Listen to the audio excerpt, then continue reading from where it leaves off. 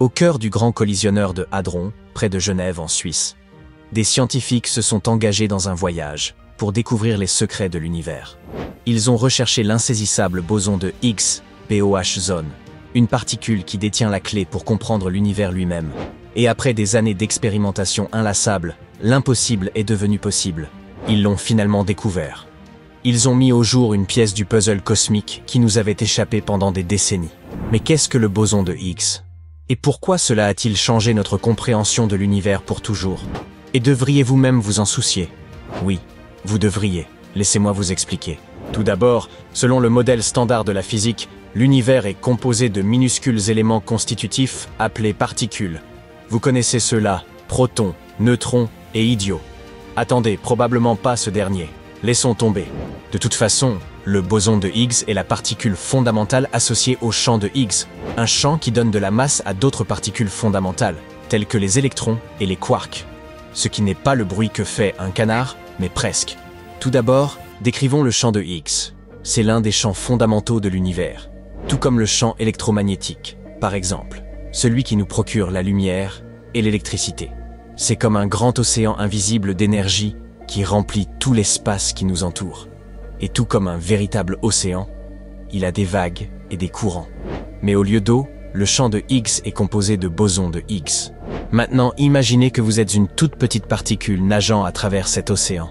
Tout comme un bateau dans l'eau, vous ressentirez une résistance en vous déplaçant à travers le champ de Higgs. Certaines de ces particules sont comme des hors-bords. Elles peuvent traverser le champ de Higgs sans ressentir beaucoup de résistance. Et d'autres, par exemple, les bosons W et Z, sont davantage comme des paquebots géants. Ils sont grands et lourds, donc ils ressentent beaucoup de résistance en se déplaçant à travers le champ de Higgs. Et cette résistance, c'est ce qui donne de la masse aux particules. Les bateaux à moteur qui glissent facilement ne gagnent pas de masse. Mais les paquebots géants interagissent plus fortement avec le champ et acquièrent beaucoup de masse. Maintenant, décrivons cela d'une manière plus, vous savez, scientifique. Lorsqu'une particule interagit avec le champ de Higgs, elle crée une perturbation dans le champ. Et cette perturbation peut être considérée comme un boson de Higgs. Et la perturbation qu'elle crée dans le champ de Higgs est ce qui confère de la masse à la particule en interaction. Fondamentalement, sans ce champ et le boson de Higgs, les minuscules blocs de notre univers comme les protons et les neutrons n'auraient pas la masse nécessaire pour constituer des atomes. Les atomes ne pourraient pas former de molécules. Et sans molécules, il n'y aurait rien. Pas de matière, pas d'étoiles, pas de planète, pas de vie telle que nous la connaissons. Pas même Bright Side. Ouh, cela me donne des frissons. Ainsi, non seulement le boson de Higgs est incroyablement important, mais il est aussi mystérieux et fascinant. C'est de là qu'il tire son magnifique surnom sacré. Le boson de Higgs a été proposé pour la première fois dans les années 1960 par le physicien Peter Higgs. Heureusement que son nom de famille n'était pas Boso. Imaginez le boson Boso. Quoi qu'il en soit, le Dr Higgs faisait partie d'un groupe de brillants scientifiques qui cherchaient à comprendre tous les différents types de particules qui le composent. Ils ont remarqué que certaines d'entre elles, comme le photon, qui transporte la lumière, n'ont pas de masse. Mais d'autres, comme les bosons W et Z, en ont. Et ils se sont dit, attendez une minute, comment est-ce possible? C'est à ce moment-là qu'ils ont généré deux idées, le boson de Higgs et le champ de Higgs. Mais pour confirmer cette théorie, il nous fallait des preuves. Et puisque nous ne pouvons pas voir le champ invisible lui-même, nous devions trouver et traquer au moins un boson de Higgs.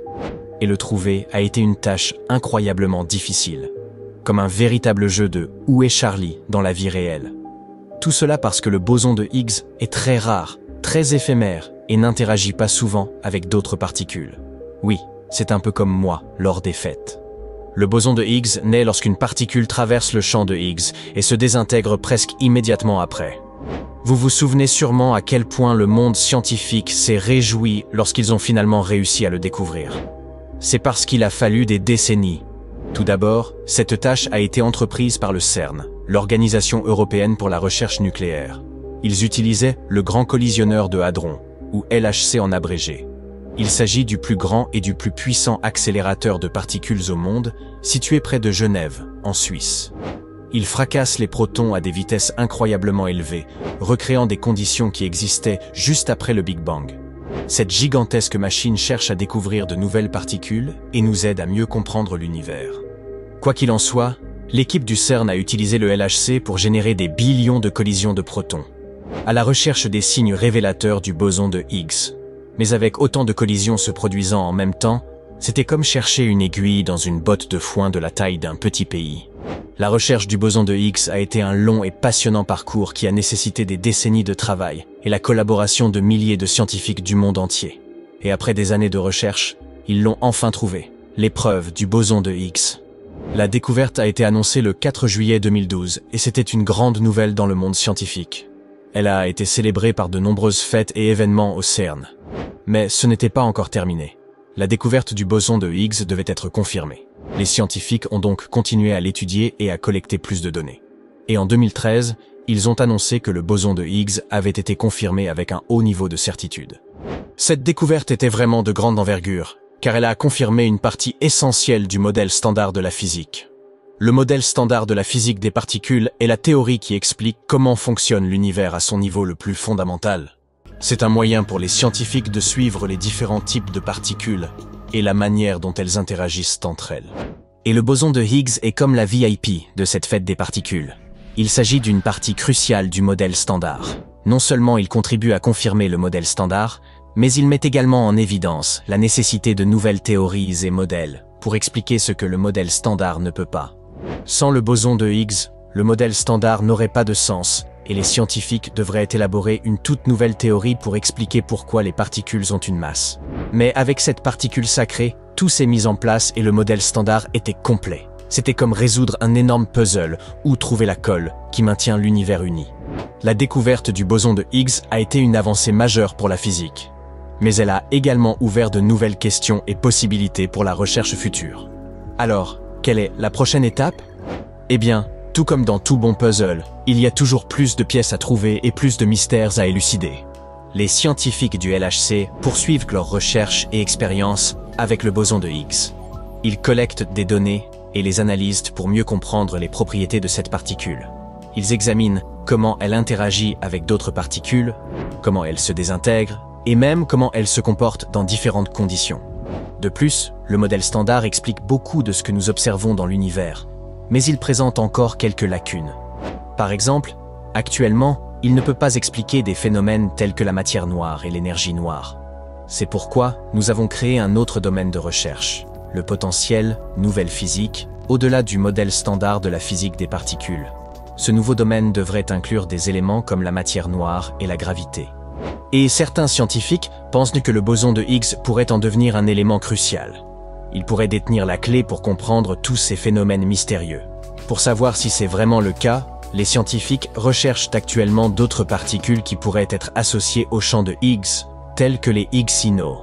Ce serait un nouveau type de particules qui pourrait aider à expliquer par exemple comment fonctionne la matière noire. Et enfin, les chercheurs examinent également le rôle du boson de Higgs dans l'univers primordial. Nous voulons voir comment il a pu jouer un rôle dans la formation des galaxies, des étoiles et même de la vie telle que nous la connaissons. C'est comme une machine à remonter le temps qui nous aide à comprendre comment l'univers est apparu. En fin de compte, la découverte du boson de Higgs a ouvert la porte à un tout nouveau monde de possibilités. Et les scientifiques s'amusent énormément à explorer toutes les nouvelles questions et mystères qui en découlent. C'est comme une carte au trésor, nous indiquant de nouveaux mystères à découvrir et de nouvelles théories à explorer. Et peut-être qu'il y a finalement un boson bozo. Ah!